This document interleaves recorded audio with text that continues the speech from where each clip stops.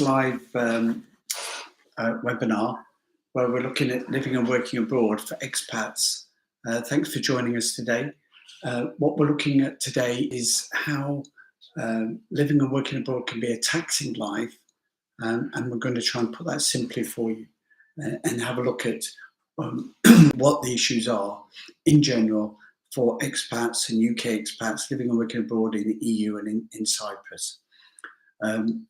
With the UK tax, even if you're non-resident, if you've got income arising in the UK, then you could have a self-assessed tax liability and payment to make in July each year. But also, if you're selling property in the UK and then you've got a capital gains liability, there's a return that needs to be done straight away. So for more help and guidance on that, we can help you get those returns done. With the property sales now in the UK, not only do you need to do the tax return after the time of disposal, but you also need to do another return sometime at the end of that tax year to confirm the amount. So if you sold, anybody who sold a property between April 22 and April 23, should have done a capital gains tax return within 60 days, and then they've got another reporting of that capital gains tax disposal in the tax return for the 5th of April 23, which is due by the end of 23. So if you want any help and guidance on that, contact us at propartnership.com. We're also going to look at today some Cyprus tax in a bit more detail, because it's a big thing for a lot of our Cyprus-based clients. And those with expats with an annual tax year residence.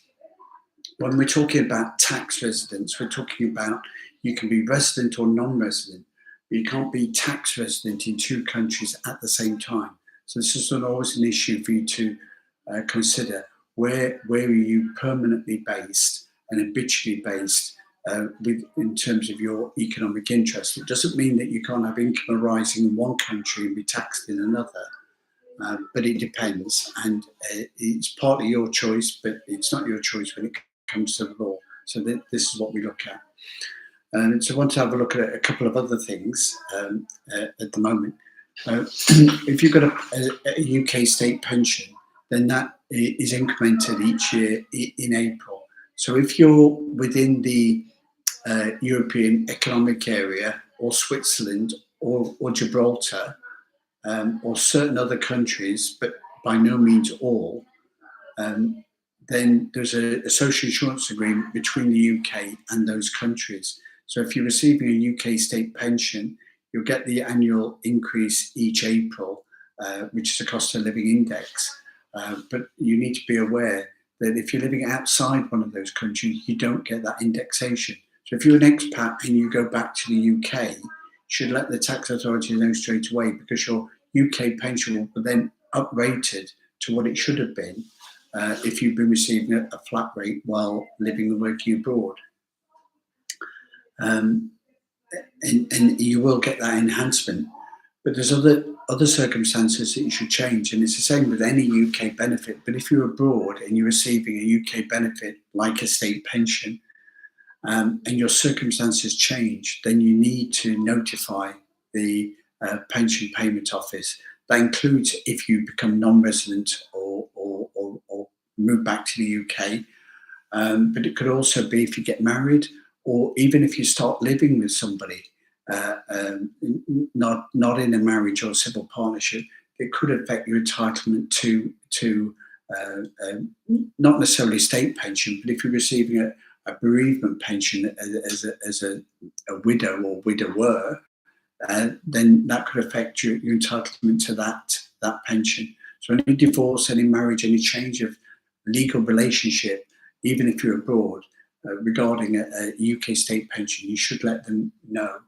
If you don't, or if you give wrong information, then you're liable to be penalties to be paid on that. Just a reminder, in terms of the tax season at the moment, anybody with a government service pension while they're living and working abroad, There's new double taxation treaties being signed around the world. So it's not for every country yet, but generally they are being updated. So do consider, if you're an expat living and working abroad in another country, under what basis is the tax arrangement? Because it could be that under the new double taxation treaties that have been introduced in the last 3 or 4 years, that any government service pension could be have the option to be taxed in your home country or be required to be taxed in your home country. So for UK expats with government service pensions at the moment, from April 24, those pensions will be taxed at source in the UK. The good news is, under a double taxation treaty, if you're tax resident somewhere else, while it is taxed in that other country, it's not reportable in the country in which you're a tax resident. So if you paid a UK government service pension in 2024-25, taxed in the UK, obviously you've got your personal allowance, 12,500, which will be tax free. So that's extra personal allowance you've got on that pension. But if it's over that, then you could be potentially paying up to 45% tax, and that could be unavoidable given the way the legislation is set out at the moment. It's something to consider, though. If you've got a small government service pension below 12.5, and you've got the right double taxation treaty, you could be doing that now, because if you have it declared back in the UK, you don't need to put it on your tax return abroad. So it could save you, if you're getting £10,000 of government service pension in the UK taxed under the new rules, that could save you £500 to £2,000 tax while you're living and working abroad. So for more information on that, contact us at partnership.com. Reminder, the inheritance tax is still there for everybody. You can make certain types of gifts free of inheritance tax during your lifetime. So if you plan ahead, you can get that. Now, small little gifts of £3,000 a year are normally allowable and should be reportable in your tax returns. But bigger gifts can be made, and if you're gifting into a family trust, then you can avoid a lifetime inheritance tax liability of 20%, and potentially have that bigger gift exempt from any of the 40% tax liability that you've got on inheritance on your KS. So if you've got UK property, investment or overseas property investments or company, and think about gifting that during your lifetime, and potentially avoid up to 40% inheritance tax on those UK gifts. For remote workers, there's big issues that are going around about health insurance, and under EU law now, there's lots of different issues that need to be covered for you to get the insurance. Now, each individual country in the EU have the right to make their own little rules for the locality, but the general principles are the same throughout. So there's a social insurance agreement that covers the European Economic Area, but it includes Switzerland and the UK, even though they have their own special agreements with the EU. So that allows a transfer of health liabilities. Now, that's done through an S1. So if you've got an entitlement to NHS in the UK and you go to live and work abroad, then you lose your entitlement to NHS unless you've got an S1 or an A1 from another country. You can then transfer those rights to go and live and work in that second country. Have in mind, though, that the S1 is restricted on who that is applied to. So that could be applied to pensioners or people on a short-term working contract. So if you want to start working remotely and working across border as an expat, and you're entitled to get an A1 form, your employer can still pay you, and the S1 will give you the social insurance liability to cover healthcare in the country in which you relocate to, and potentially other benefits if you've got those, for example, child benefits. So for healthcare abroad and potentially other social insurance benefits, including child benefit, and you're working remotely, consider getting an S1 and applying and registering that in your country of tax residence. For more information and guidance on that, contact us at productpartnership.com. So thanks a lot for listening so far. The next part, I just want to review and confirm with the Cyprus tax. It's the Cyprus tax system, which is an annual tax system, and there's many systems around the world with their tax rules. But generally, the principles are the same. But specifically for Cyprus, during the current year, you're supposed to estimate and pay your tax. So in 2023, you're supposed to pay your tax. Now, for many years, it's been said in Cyprus, if your income is below 19,500, you don't need to do a tax return.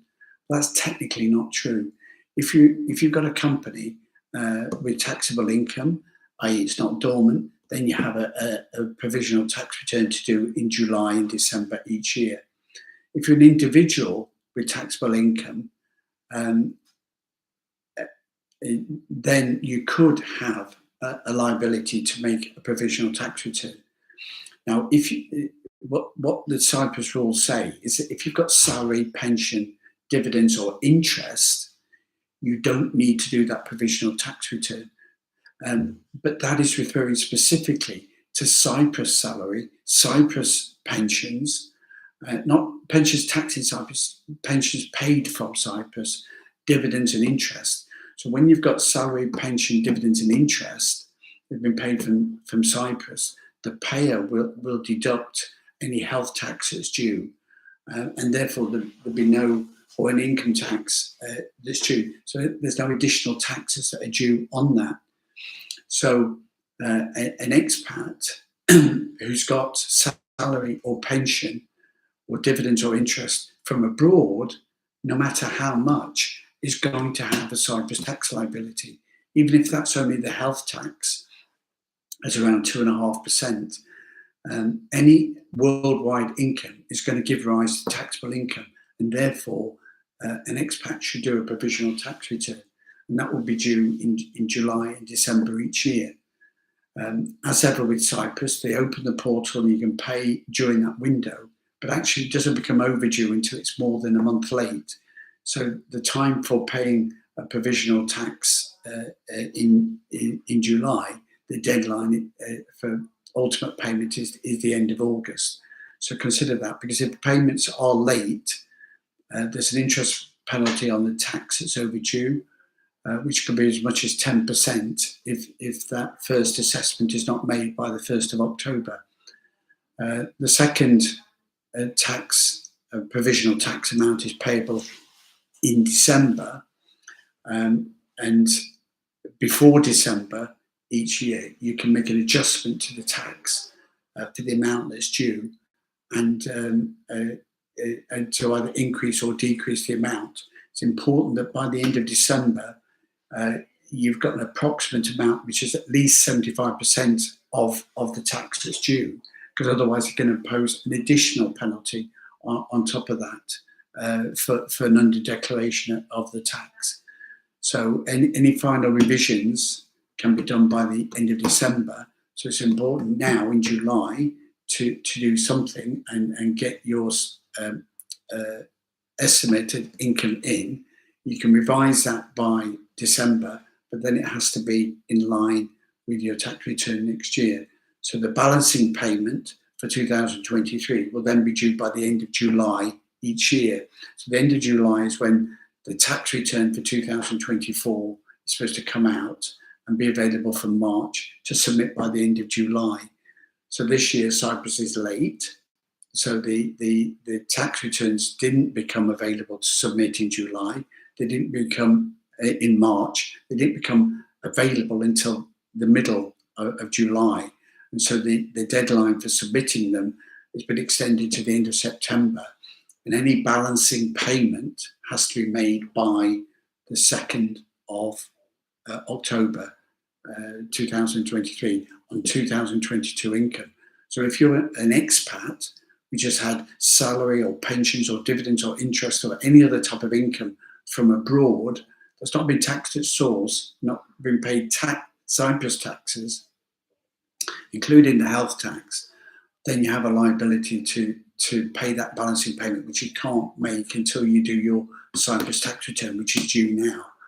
So again, if you need to do that, you need to be aware that you may face penalties when that return is submitted.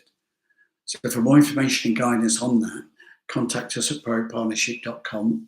Proact Cyprus office is geared up and submitting returns on a regular basis for expats living and working abroad from all jurisdictions. And if you just need an online call or assistance in making the payment, we can do that, or we can offer a full tax return and resident service. You have to be tax resident in Cyprus to be able to do a tax return. You need a resident permit to be able to do that. If you're working and you're a tax resident in Cyprus, you can get social insurance, which is additional tax that you have to pay, but that will give you a healthcare entitlement. And if you're not paying social insurance for living and working abroad, consider if you're entitled to an S1 or an A1 to give you that healthcare entitlement in Cyprus. So that summarises where we're up to today. I hope you found it interesting and of value. Tune into the Living and Working Abroad show each week, 11 o'clock UK time, midday Central European time, 1 p.m. Eastern European time, and find out more about living and working abroad.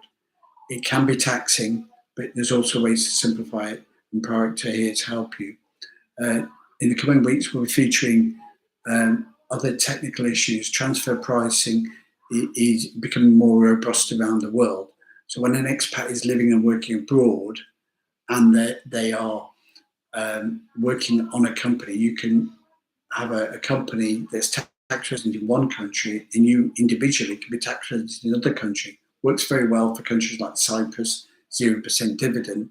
So we're looking at transfer pricing rules which aim to firm up that to stop large-scale exploit by big corporations for tax avoidance schemes. And we'll also delve as we go through the summer, looking a bit more into social insurance and remote working rules for taxes due in 2023 for expats living and working abroad. Whether it's a UK return or your home country's return, let us know and we'll see and we'll do what we can to help.